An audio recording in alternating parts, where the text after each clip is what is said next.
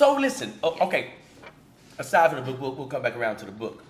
How you get to write a book for Tupac? Give me that process. It was a bet. It was the only bet I've ever won in my whole life. It was a bet. I was at Junior Achievement.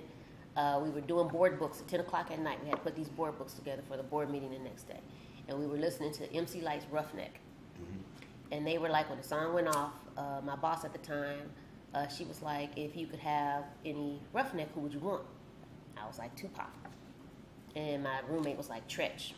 And they were like, well, I bet you can't get in touch with Tupac. Well, he was in jail at that time. And I said, I'm sure I cannot. He's in jail, you know. Like, but try. I bet you can. Okay, bet. I mean, the fuck?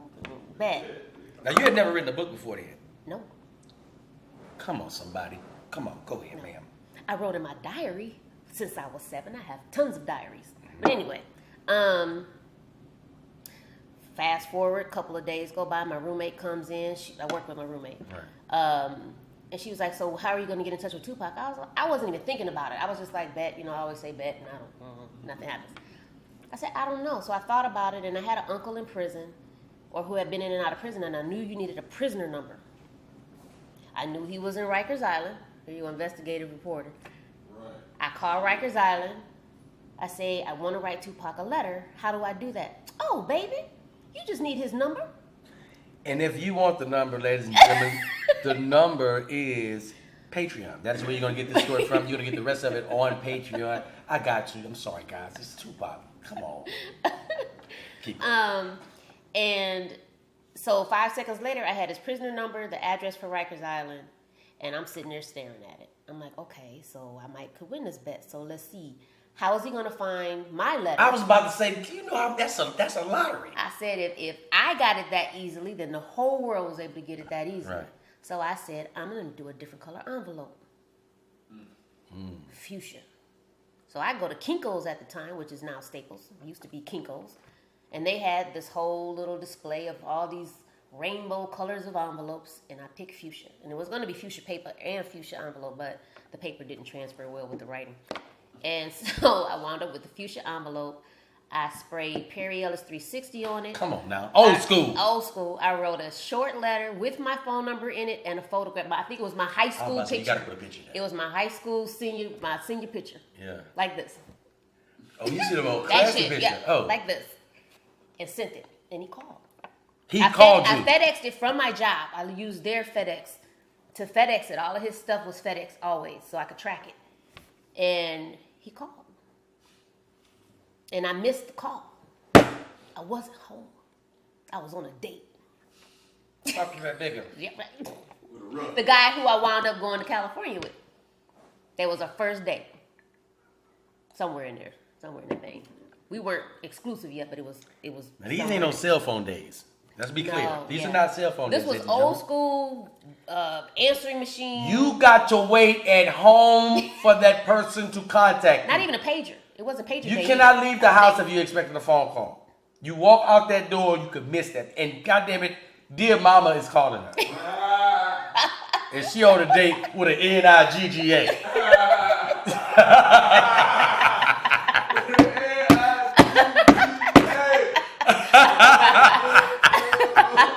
All day. Oh my God. So I get home, I hear it, and I freeze because I'm like, oh, he left a message? Oh no, he left a message. Hey, this is Tupac. Tell me you still got the message. I don't, because the old school recorders, once you hit play and you heard it, it rewinds it and wipes it. I didn't know that. I'm thinking I could pull it out. Right. So I pulled it out. 2:00 in the morning. I run to my roommate's room. Dude, we got to go to the job and get the recorder. We had because this was a tiny cassette, like the size of this. Remember those? Mm-hmm. Little bitty ones, right? So the recorders that we had at the house with the boombox did not hold this. So we needed to go get the small one. I said, we got to go to the job. So she sleeps. She's like, we're going to get arrested. I'm like, no, we got to go to the job. We had the keys. Let's go. Got her pillow and blanket, put her in the car, took off to Junior Achievement, got in there, searched around everywhere for this recorder. We could not find it. Dead tape. You defeated. I was defeated. But he said he was going to call back. So So the next day, Hold on, what was the message? What did the nigga say? He said, "This is Tupac. Sorry I missed you. I'm gonna try to. I got your letter, something like that. I got you. It's in the book. I got your letter.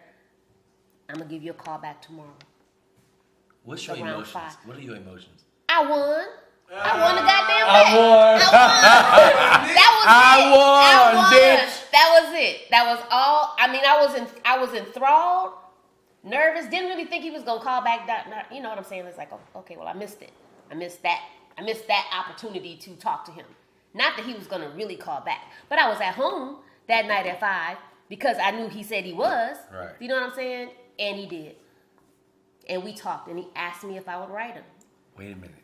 Give I don't know the exact words. I don't know. Take your time. We got time today. I don't know exactly. I mean, it's Tupac.